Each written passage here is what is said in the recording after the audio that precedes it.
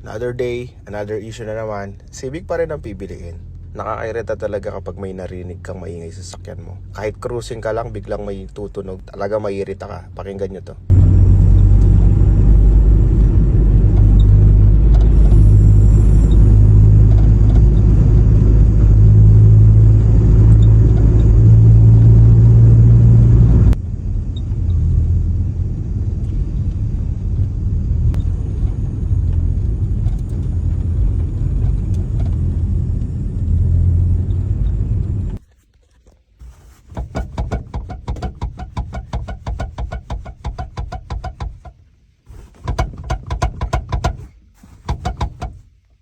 Kangeda.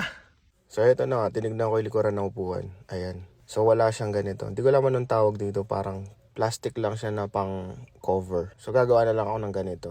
Na dapat fit sa mga butas na to. Para ma-install ng maayos. Tara, let's go.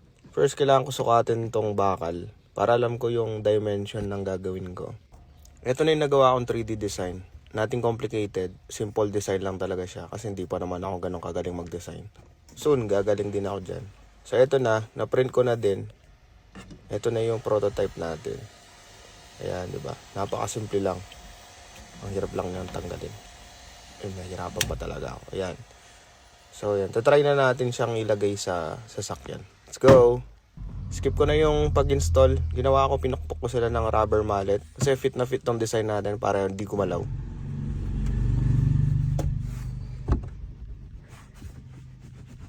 Yun. So, wala nang maingay.